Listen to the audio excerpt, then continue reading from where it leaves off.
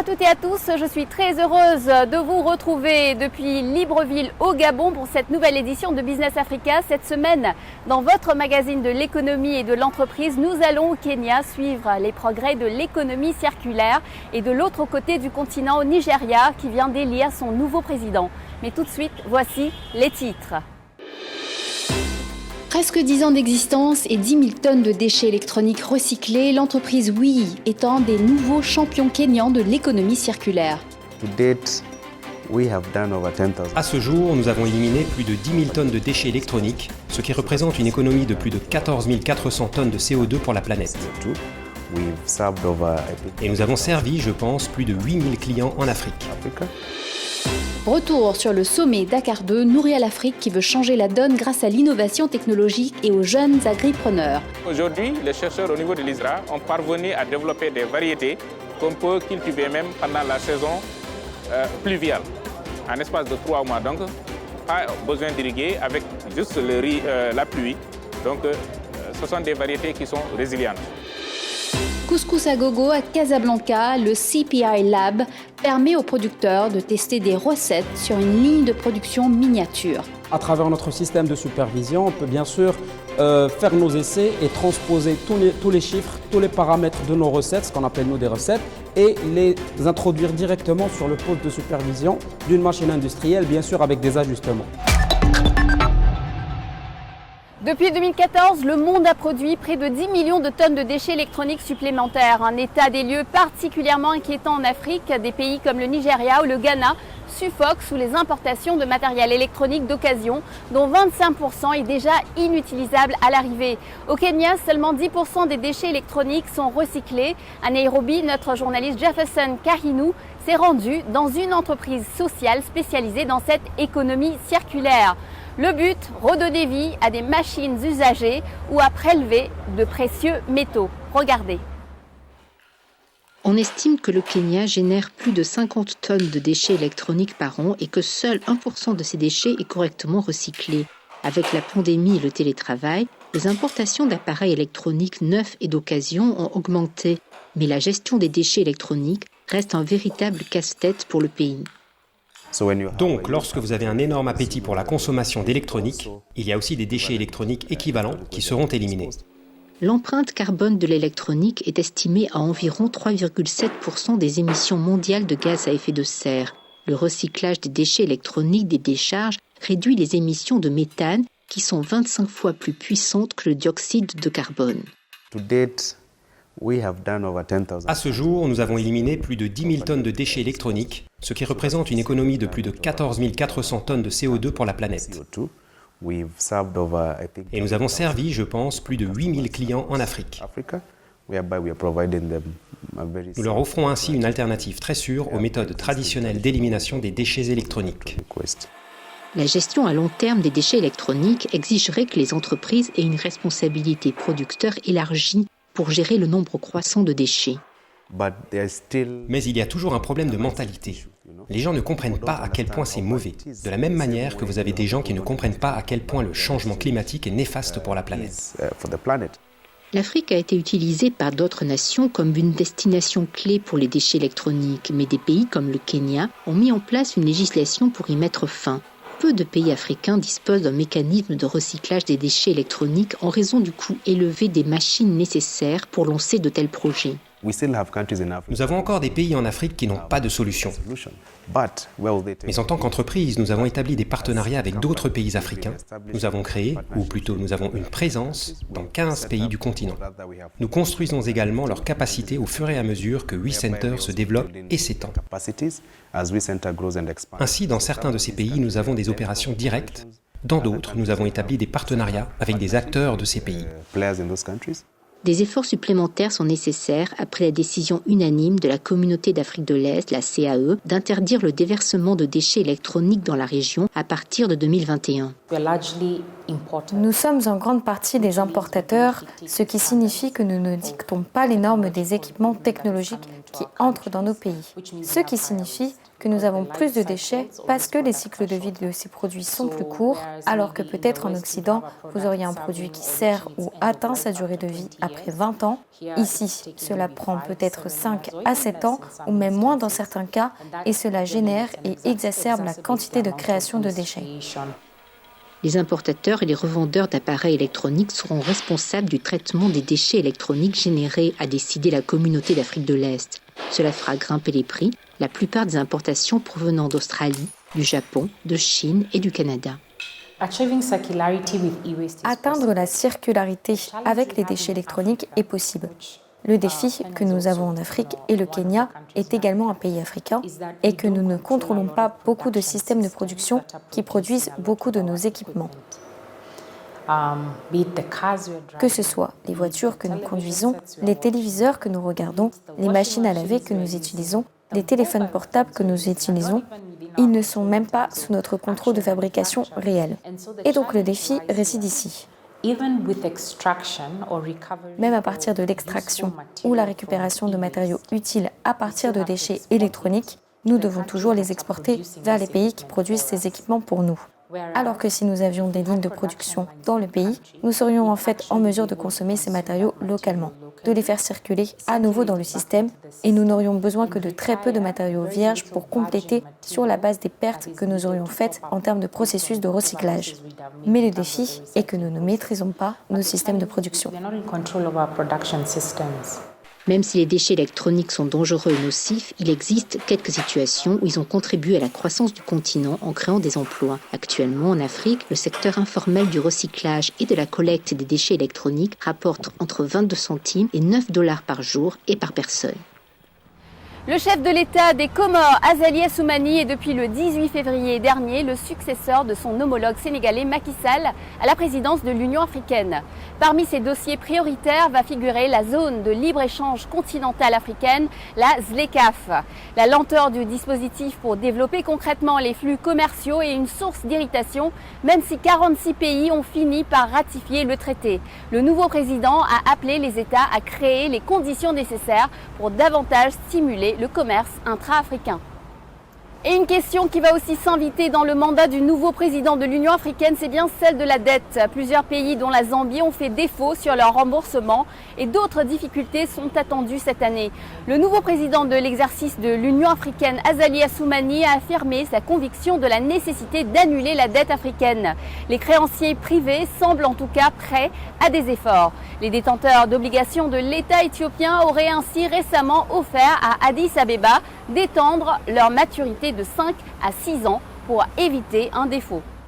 Augmenter la production agricole, les infrastructures et développer des productions locales adaptées au changement climatique. C'est la feuille de route que s'est donnée le continent au récent sommet Dakar 2, Nourrir l'Afrique, souveraineté alimentaire et résilience. L'objectif était de trouver ensemble des solutions pour répondre à l'insécurité alimentaire liée au conflit russo-ukrainien. Notre journaliste Lionel Cauchois avait suivi ce sommet des dirigeants africains et des acteurs du développement invités par la Banque africaine de développement et le gouvernement sénégalais. Regardez. Ils étaient nombreux, 34 chefs d'État et de gouvernement africains, ainsi que des partenaires du développement, tous conviés ici à Dakar pour définir ensemble une action devant l'urgence de la situation. Avec la crise ukrainienne et l'augmentation des prix des denrées, l'insécurité alimentaire ne fait que s'aggraver. 80% des besoins du continent en produits alimentaires de base sont importés. L'ensemble de l'Afrique paye donc un lourd tribut, avec des prix qui augmentent parfois jusqu'à 40%. Les plus touchés, les petits agriculteurs majoritaires en Afrique. La hausse mondiale des prix des engrais liés à celle du gaz, ressource indispensable dans la fabrication des fertilisants, a doublé sur les marchés internationaux. Un impact direct sur les coûts de ces producteurs, puisqu'ils importent 80% de leurs engrais de l'étranger. Il en va de même pour les éleveurs, qui voient leurs coûts s'envoler, comme en témoigne Mariam Alhamdou, agripreneuse à Dakar. Aujourd'hui, le poulet qu'on pouvait acheter à 2500, il va aujourd'hui à 3000 parce que les intrants ont tous augmenté. Cela rend vraiment difficile nos activités parce que la plupart des médicaments sont importés et c'est naturellement, si le coût du fret, si le coût du transport augmente, le produit va finalement augmenter et ne sera pas supportable justement par les éleveurs. L'apparition de la Covid en 2019, avec ses répercussions négatives sur l'économie africaine et les effets du changement climatique sur les productions agricoles, sont venus également aggraver la situation. Face à ces constats, la Banque africaine de développement et l'Union africaine, sous l'initiative du président sénégalais Macky Sall, ont décidé de réagir. Pour ce sommet, elle mobilise de nombreux chefs d'État africains, investisseurs, dirigeants du secteur privé et acteurs du développement pour élaborer ensemble des pactes de fourniture de denrées alimentaires et agricoles. Objectif pour chaque pays, augmenter la production agricole, les infrastructures et développer des productions locales adaptées au climat et au changement climatique. Le Sénégal, pays hôte, semble être sur la bonne voie. Les chercheurs de l'ISRA sont parvenus à développer aujourd'hui avec le riz, première denrée consommée dans le pays, des variétés résilientes adaptées au climat et au changement climatique. Le compact riz du programme TAAT, ou Technologie pour la transformation de l'agriculture en Afrique, financé par la Banque africaine de développement, a permis la démonstration à grande échelle et la promotion de la production de cette première variété de riz hybride. Elle a été lancée en 2017 par l'ISRA au Sénégal sous le nom d'ISRI 9. Aujourd'hui, les chercheurs au niveau de l'ISRA ont parvenu à développer des variétés qu'on peut cultiver même pendant la saison pluviale, en espace de 3 mois. Donc, pas besoin d'irriguer avec juste le riz, la pluie. Donc, ce sont des variétés qui sont résilientes. Il y a aussi par rapport à la sécheresse, il y a par rapport aussi au froid, ils ont développé des variétés résistantes à la fraîcheur. Pour atteindre la sécurité alimentaire et produire de la fourche à la fourchette, c'est tout un écosystème qu'il faut changer et adapter à la réalité du terrain. Et c'est du côté de la jeunesse et des innovations technologiques que viennent les réussites. La Banque africaine de développement l'a bien compris en soutenant ces jeunes agripreneurs africains avec Enable Youth, un vaste programme de financement et de formation à l'agrobusiness. En 5 ans, 500 millions de dollars ont déjà été investis. 75% de la population africaine est âgée de moins de 35 ans. Donc, quels que soient les investissements que nous sommes prêts à faire dans l'agriculture ou dans n'importe quel secteur, nous devons impliquer les jeunes. Deuxièmement, les nouvelles technologies arrivent dans l'agriculture, la numérisation, l'utilisation de drones, vous savez, le big data, et les jeunes sont déjà très nombreux à adopter ces nouvelles technologies, plus que les agriculteurs plus âgés. Ikena Enwezi, un jeune agripreneur nigérian, a profité du soutien d'Enable Youth en gagnant le concours AgriPitch en 2020. Il a réussi depuis à lever 7 millions de dollars d'investissement. Il nous explique aujourd'hui comment ces innovations Made in Nigeria ont contribué à améliorer le secteur de l'agro-industrie dans son pays. Nous développons à la fois du matériel propriétaire et une technologie de traçage des noix pour la chaîne de valeur de l'huile de palme appelée cracking, ainsi qu'un logiciel pour coordonner notre opération, à la fois géospatiale et sur le terrain, en gérant les microtransactions avec les petits exploitants agricoles. Notre mission est d'industrialiser la transformation des aliments en Afrique en rapprochant la technologie de transformation des aliments des petits exploitants agricoles afin qu'ils puissent ajouter de la valeur à leur récolte pour éviter les pertes après récolte et les coûts logistiques élevés avant de transporter ces ingrédients alimentaires vers les fabricants de biens de consommation rapide. Après 2 jours seulement de négociations, les résultats sont là. Les partenaires du développement ont annoncé 30 milliards de dollars d'investissement, dont 10 milliards apportés par la Banque africaine de développement pour la mise en place des pactes nationaux au cours des 5 prochaines années. Côté secteur privé, OCP, premier exportateur mondial d'engrais phosphatés, a annoncé un don à l'Afrique de 4 millions de tonnes d'engrais. Ces succès devraient mettre le continent sur la voie de l'autosuffisance alimentaire. Le leadership africain s'est présenté à ses responsables politiques avec beaucoup de force, et deuxièmement, les partenaires sont venus et ont promis leur soutien. Nous avons également vu le secteur privé venir et dire « voilà ce qu'il faut faire pour réparer l'agriculture en Afrique ». C'est donc un énorme succès. Grâce à cela, nous allons avoir des projets d'investissement et nous allons aussi avoir des comptes à rendre. Nous voulons que les pays soient en mesure de dire qu'ils peuvent le faire si on leur donne les ressources nécessaires. Il s'agit donc d'un énorme succès. D'ici 2 ans, nous devrions assister à de grands changements dans l'approvisionnement alimentaire du continent africain. Un engagement politique fort des chefs d'État, des gouvernements qui consentent à attribuer 10% des budgets nationaux à l'agriculture, ce sommet devrait marquer un tournant pour le continent. Avec 65% des terres arables dans le monde, l'Afrique aurait également le potentiel de nourrir 9 milliards de personnes d'ici 2050.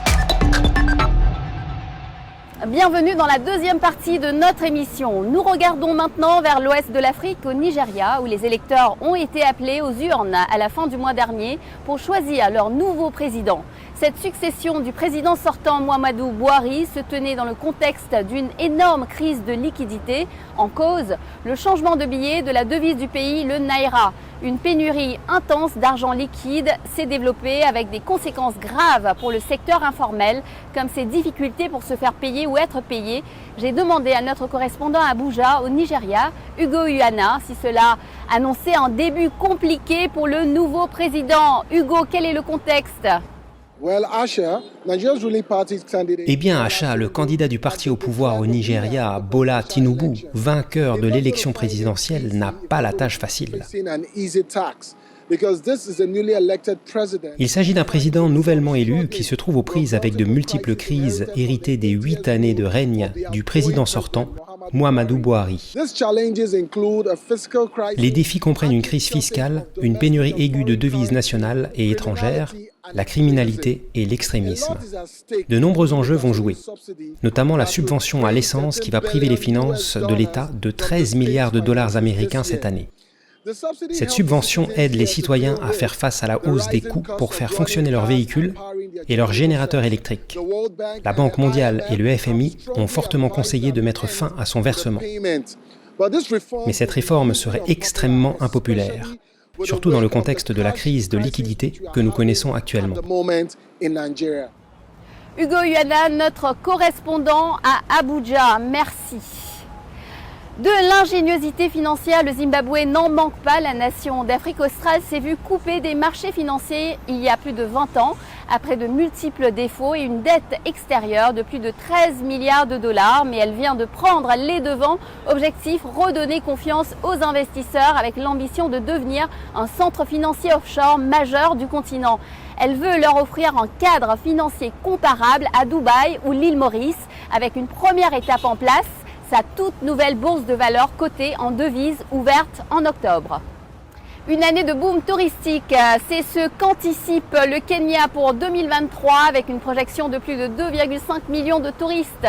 Les groupes chinois en tête, les touristes ont repris la route de Nairobi depuis l'an dernier avec des arrivées qui ont progressé de 72% et 1,48 million de visiteurs en 2022. L'industrie représente 10,4% du PIB kényan et emploie 5,5% de sa population active. Au Maroc, les industriels sont mobilisés pour décliner de nouvelles variétés de couscous. Nous avons été à Casablanca visiter le CPI Lab, une installation unique au monde qui permet aux chercheurs et industriels de tester leurs recettes de pâtes et couscous sur une ligne de production miniature. Cette plateforme offre une opportunité d'innover pour un budget très abordable. Une chance pour les coopératives et entreprises africaines de développer de nouveaux produits à faible coût. Regardez. De la porte du Sahara au nord du Maroc, des coopératives de femmes commencent à émerger pour produire et commercialiser un couscous artisanal de qualité. Le plat nord-africain, à base de semoule de blé et parfois d'orge, est une tradition bien ancrée dans les pays du Maghreb, au point que l'on commence à parler de la possibilité de l'inscrire un jour au patrimoine mondial de l'humanité. C'est la labellisation qui permet de donner une valeur et aussi garder l'authenticité d'un produit. Et actuellement au Maroc, il y a un couscous qui fait partie des traditions des populations sahraouies, c'est le couscous romassé, qui bénéficie actuellement d'une indication géographique protégée. Et cette indication lui donne une valeur ajoutée de point de vue commercial et ça permet de garder l'authenticité de ce produit des traditions. Mais la grande question qui se pose aujourd'hui est d'adapter ce mets traditionnel aux normes d'hygiène pour une production à grande échelle et commercialisée pas seulement en vrac, mais aussi en sachet. Il s'agit aussi de pouvoir améliorer les recettes de couscous existantes et d'innover avec de nouveaux produits. Aujourd'hui, je pense qu'il y a un besoin pour la survie du secteur et pour une meilleure compétition et pour une meilleure réponse aux consommateurs, d'aller innover à travers les matières premières d'abord, peut-être les mélanges, à travers des marchés spécifiques qui peuvent être le marché africain par exemple par rapport à ces matières premières. Grâce à l'aide du ministère canadien Affaires mondiales, l'Institut de formation de l'industrie meunière de Casablanca, l'IFIM, offre un nouvel outil destiné à tous les industriels et coopératives du secteur pour tester leurs produits avant de lancer leur production à grande échelle. C'est le CPI Lab, une ligne miniature de production industrielle. Nous voulons travailler avec les industriels pour les donner l'opportunité de travailler avec une plateforme où ils pouvaient faire des tests, faire des analyses, faire des essais de recettes peut-être, ou faire des mélanges de blé dur ou avec d'autres produits pour supporter leurs besoins dans le développement de nouveaux marchés pour le couscous. CPI Lab, qui est derrière moi, reprend exactement les mêmes équipements d'une ligne industrielle. Du coup, à travers notre système de supervision, on peut bien sûr faire nos essais et transposer tous les chiffres, tous les paramètres de nos recettes, ce qu'on appelle nous des recettes, et les introduire directement sur le poste de supervision d'une machine industrielle, bien sûr avec des ajustements. Pour les coopératives africaines qui travaillent artisanalement, la ligne miniature représente une chance d'innover en termes de mélange de céréales ou de légumineuses, mais aussi d'accélérer leur industrialisation, particulièrement à un moment où la tendance de consommation se détourne des produits en vrac au bénéfice des produits industrialisés. La plus-value essentielle de cette plateforme, et c'est tout l'enjeu, c'est de dupliquer ce qui est fait aujourd'hui d'une façon manuelle, traditionnelle, par les ménagères en Afrique. Donc, l'intérêt majeur de cette plateforme, c'est de pouvoir industrialiser une production qui est aujourd'hui artisanale. Avec un plus important, la possibilité d'adapter chaque recette à un type de consommateur différent en utilisant seulement 300 kg de matières premières au lieu de lancer le test sur toute la ligne industrielle, ce qui coûterait beaucoup plus cher. Prochainement, je suis sur 2 marchés, africains et européens, et c'est 2 recettes, 2 façons de faire différentes. Avec la possibilité qu'offrent les films via la plateforme, on peut faire ces essais tranquillement, sans plus de changements, ni plus de pertes chez nous dans l'usine. Essayer et innover, voilà bien la priorité que les dirigeants marocains du secteur voudraient encourager à un moment où le couscous aromatisé à forte valeur ajoutée remporte un succès croissant chez les consommateurs. Ce réflexe de recherche et développement n'est pas encore présent, il faut le reconnaître, chez nos industriels, mais on va pouvoir les sensibiliser sur l'importance de la recherche et développement dans le développement de leurs unités à travers des visites que nous allons organiser dans des pays phares au niveau de l'innovation, notamment l'Italie, notamment la France, notamment l'Allemagne, notamment le Canada, pour leur montrer justement l'importance de recourir à la recherche et développement pour se différencier par rapport à la concurrence nationale et internationale, non pas au niveau du packaging, non pas seulement au niveau du prix, mais surtout au niveau de l'innovation. Pour le Maroc, où le marché du couscous est déjà bien développé, le CPI Lab offre aux industriels l'opportunité d'innover aussi dans le segment des pâtes alimentaires. En effet, la consommation des pâtes est seulement de 2 kg par an et par habitant, contre plus de 14 kg en Tunisie. Les industriels marocains sont persuadés que l'heure est venue d'augmenter la consommation de pâtes du royaume. Un changement de diète qui pourrait être accéléré avec la mise en place du CPI Lab de Casablanca dans un marché africain et international des pâtes et couscous en plein développement.